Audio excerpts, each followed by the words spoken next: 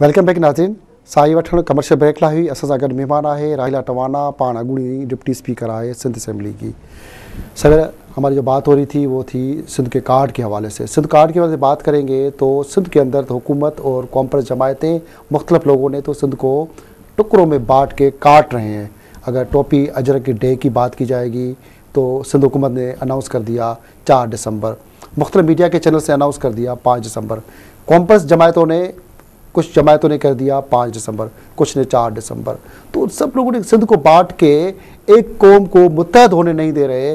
Pakistan piece party अलग मौक़िफ़ अख्तियार कर रही है, कॉन्फ्रेंस अलग मौक़िफ़ अख्तियार कर रहे हैं। तो आप क्या समझती हैं, कौम को 2 दिनों में टोपी अजरक बनाने के लिए एक बांटने की बड़ी साजिश तो नहीं है? मैं समझती हूँ कि ये इंतहाई अहम मसला है, कोई आसान नहीं है। इसके अंदर अगर आप देखें तो सबसे पहले तो मेरा एक दरख्वास्त है कि टोपी और अजरक की हिफाजत जिस तरह कर रहे हैं आप, उन सरों की भी हिफाजत करो जिन्होंने इनको पहन के वकार हासिल करना है, इज्जत और तकद्दुस। हाँ, उन हाथों को भी सलामत रखो जो ये बनाते हैं। जब तुम उन हाथों को भी काट रहे हो, उन सरों को भी काट रहे हो, तो फिर पहनेगा ओढ़ेगा कौन? अजरक टोपी कहाँ चली जाएगी? मेन सूबा सिंध का जो मसला है वो ये है कि यहाँ के अवाम है बाशऊर। अगर उनको शऊर आ गया तो एक दिन के अंदर वो अपने हक के फैसले कर डालेंगे। मेरी बात को ध्यान से समझिएगा कि वो अपना फैसला फ़ौरन कर डालेंगे और उनको मालूम है कि उनको हकूक़ कैसे लेने हैं, वो जानते हैं, क्योंकि यहाँ का बच्चा बच्चा सियासी है और बाशऊर है, मिट्टी में, बिल्कुल मिट्टी के अंदर वो शामिल है। और फिर हमारी पंचायतें जो होती हैं, चाहे वो टूटी हुई चरपाई के पास हो या वो एक टूटे हुए चाय के कप के ऊपर हो, बाशऊर लोग हैं, ठीक है। ये समझते हैं जो महलों में आ गए, सदियों से तहजीब याफ्ता कौम के अफराद हैं हम लोग, 7000 साल पुरानी कदीम तहजीब है। तो उसको चैलेंज मत करो। तो उसको डैमेज करने के लिए, उसकी सोच को तबाह करने के लिए, उसका रुख मोड़ने के लिए यहाँ गेम बनाए जाते हैं। हर दफ़ा गेम कुछ ना कुछ खेल, और कोई बाहर का नहीं आके बनाता। ये बात भी मैं क्लियर कर दूं, कोई एजेंसी नहीं, कोई बाहर का आदमी नहीं, ये यहाँ के मकामी ही चंद लोग हैं जो लुटेरे कमाने के लिए, अपनी जेबें भरने के लिए, जिनकी पहचान ये है कि वो लूटो, मारो, खाओ, पियो और मुल्क से बाहर भाग जाओ। उनका ना कोई बच्चा के कभी किसी स्कूल में गया है, यहाँ के सिंध के स्कूल के अंदर गया, ना वो सिंध की सड़कों के ऊपर चले हैं, ना सिंध की वो फसलों के अंदर उनको मालूम है कि क्या पानी है और क्या काश्त होती है और क्या। कुछ मीडिया के जो ग्रुप है उन्होंने अपने लिए अलग रास्ता चुना हुआ है, सरकार से हटके। क्या वो पैसे कमाने के लिए, अपनी जेबें भरने के लिए? पैसा कमाने वाले सिर्फ 2 ग्रुप हैं।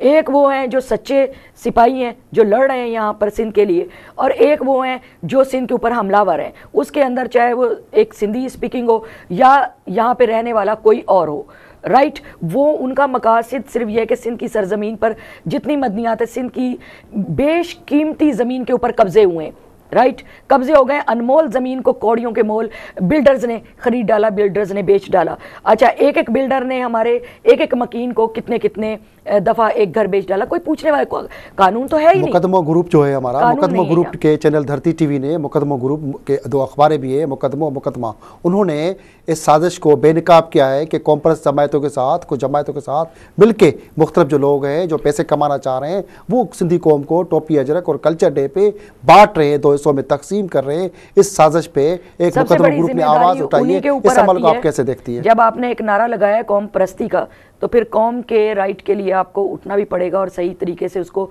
मुत्तहिद भी करना पड़ेगा। अगर आज आप ही तकसीम कर रहे हैं तो फिर आपके भी मकासद सामने आ गए, जो कौम परस्तें हैं तंजीमें, उनके भी मकासद सामने आ गए। आज तक तो उन्होंने सिंध के लिए कुछ किया नहीं है सिवाय नारे देने के, सीधी सीधी बात है, सिवाय नारे देने के उन्होंने कभी कौम के लिए कुछ नहीं किया। इसकी वजह यह है कि कभी वो इलेक्शन में जीते भी नहीं। अगर आप उठाओ, रिजल्ट उठाकर देखो तो कभी कौम ने उनको पसंद भी नहीं किया। क्यों नहीं पसंद किया? आप उनको खाते हैं, आप उनको पीते हैं और उसके बाद थूक देते हैं। ऐसा नहीं होना चाहिए। उठो, उनके जो हकीकी राइट्स हैं। मैं एक बात ज़रूर कहूँगी कि यहाँ साईं जलाल महमूद शाह साहब की बात करूँगी कि उनका मैंने थोड़ा सा एक तारीखी बैकग्राउंड देखा है कि वो मुकदमे लड़ रहे हैं। वो कोई ऐसा सीरियस मैटर होता है तो कोर्ट कचहरी तक पहुँच जाते हैं। ये हैं जेन्युइन मसाइल जिनके ऊपर हमें लड़ना चाहिए, हमें उनकी बात करनी चाहिए। जलाल शाह साईं जेएम से पोते भी हैं, डिप्टी स्पीकर सिंध असेंबली के रह चुके हैं। तो मैं समझती हूँ कि कई इश्यूज ऐसे हैं जिनके ऊपर चंद सच्चे लोग लड़ भी रहे हैं। हम जंग भी कर रहे हैं, मगर जो डमी लोग हैं इसको इस्तेमाल कर रहे हैं। क्या डमी लोग जो हैं जो पैसे कमाने के लिए कौम को बांट रहे हैं, उनके अपने उसमें चैनल्स मखसूस भी मीडिया हैं, के चैनल्स के बिल्कुल, लोग उनके भी अपने इन्वॉल्व चैनल्स हैं, हैं। क्या वो सिंध को लोगों को बांट के अपने गलत मकासद लेके सिंध के कौम को नुकसान जितना पहुंचा रहे हैं, जितना नुकसान पहुंच रहा है सिंध को, उसमें बाकी जो कौमें आबाद हैं जिसमें आप हैं, दूसरे कौमें, वो कैसे देखती है इस तरह की जो बंदर बाट हो रही है? मैंने आपसे कहा ना कि ये तो सिंध के अंदर एक उन्होंने जितनी बदतरीन दुश्मनी कर सकते हैं वो बदतरीन दुश्मनी का एक दरख्त लगा दिया गया है, और जितने उसके कांटे फैलेंगे उतने सब बर्बाद हो जाएंगे।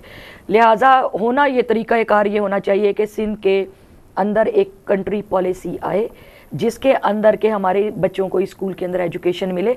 आप एजुकेशन का बेड़ा गर्क कर दिया, हालत खराब है, वहाँ पे इतनी फीस है, इससे बड़ा मैं समझती हूँ चीफ मिनिस्टर का इससे ज्यादा भयानक शक्ल हमें कहीं और नजर नहीं आएगी कि आपने सिंध जो वतन कार्ड है उसको कंप्यूटराइज कर दिया।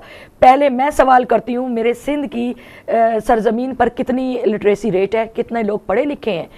उनको लोग कतार में वतन कार्ड खड़े हुए हैं एटीएम के पास, उनको नंबर कोड अपना नहीं लिखना सकते, नंबर नहीं डाल सकते, लोग पैसे निकाल के ले जाते हैं। इससे बड़ा भयानक मजाक भी नहीं, इससे ज्यादा हकारत या नफरत और कोई हो नहीं सकती। किसी अंग्रेज ने इतनी बुरी तजलील हमारी नहीं की जितनी कि इस हुकूमत ने हमारे अपने अवाम की तजलील की है। आप देखो क्या होना चाहिए था वतन कार्ड के अलावा? वतन कार्ड के मैं समझती हूँ कि ये वतन कार्ड आप जो देते फिर रहे हैं, इसके अंदर सारा कहानी ये है कि जो बाहर के लोगों को ये बताएंगे कि हमें इतना फंड आपने दिया है तो हमने इतने लोगों को दे दिया है, ये बिल्कुल गलत है। यहाँ तरीक़ाकार उसकी इन्होंने गेम पहले बनाई थी, सैलाब वाला तो सारा इनकी अपनी हिकमत अमली से लाया गया यहाँ पर और बर्बाद किया गया पाकिस्तान को। इनकी हिकमत अमली लोकल गवर्नमेंट जो सेटअप था उसको तोड़ा गया, अवाम के सेटअप को तोड़कर ब्यूरोक्रेसी को लाया गया। ब्यूरोक्रेसी का कोई रिश्ता नाता अवाम के साथ नहीं होता, उसका रिश्ता नाता होता है उसकी तिजोरी के साथ, उसकी मेहनत के साथ, और उसके बाद वो निकल जाते हैं मुल्कों से बाहर। आप देख लो वतन कार्ड की बात करेंगे, सिंध में तो ये देखा जाए वतन कार्ड लोगों को मिल गए, पैसे नहीं मिलते जी, नादरा पैसे ने बंद कर दिए, बैंक को नादरा मिलके हुकूमत के लोग पैसे खा रहे हैं, लोगों को नहीं दे रहे पैसे, खाली कार्ड मिला है, वो नुमाइशी तौर पे घर में सजा के बंदों ने कार्ड रखे हुए हैं। अपने बॉस को सजा कर नहीं रखे, उनको लेकर बाहर आए और इनके गले के अंदर डाले। आपका नुकसान नहीं हुआ है, उनको झूठ और फरेब दिया जा रहा है, आशा दिया जा रहा है कि जी आपको कार्ड तो मिल गया मगर आपका नुकसान नहीं हुआ, तो फिर ऐसे कार्ड क्यों दिए? लोगों को नुकसान भी हुआ, फिर भी कार्ड देके फरेब हो रहा है। मैं आपको एक बात बताऊं कि ये आज जिस मोहतरमा बेनज़ीर भुट्टो साहिबा के नाम के ऊपर सियासत करे और असेंबलीज में पहुंचे हैं, जिस वक्त फ्लड आया था तो जैकवाबाद, बदीन और ये सारे इलाके डूब गए थे। मैं वाहिद बंदी थी जो अपने स्टूडेंट फेडरेशन के लोगों को लेकर वहां तक पहुंची थी। ब्यूरोक्रेसी ने हमें मना कर दिया था, नहीं जाने दिया था, मगर मैं उनको लेकर एक एक गोट के अंदर पहुंची।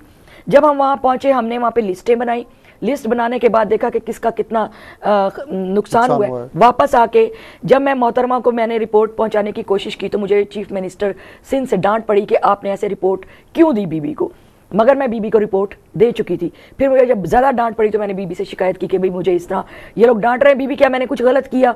उन्होंने कहा कि नहीं, आप अब इन लोगों से बात नहीं करेंगी, आप डायरेक्ट मुझसे बात करेंगी।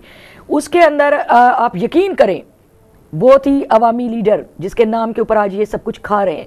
उन्होंने कहा कि ऐसा करें कि एक दो तीन मिनिस्टर को, साईं मुराद अली शाह जो यहाँ के सीनियर मिनिस्टर होते थे कंडियारों से जिनका ताल्लुक है, सबको उन्होंने वहाँ पर भेजना शुरू किया। 3 टीमें बनाई, 1 2 3, तीनों की रिपोर्ट लेकर फिर उन्होंने बाकायदा लोगों को फाइनेंस नहीं दिया, उनके वो जो थे बीज किसी को मिला, किसी की दीवार को तामीर किया गया, बाकायदा उनका नुकसान भरा गया।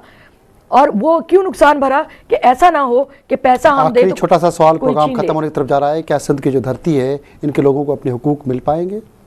जिस दिन इन्हें अपनी इज्जत की परवाह होगी और अपने हकूक की जंग खुद लड़ेंगे, हम साथ हैं इनके।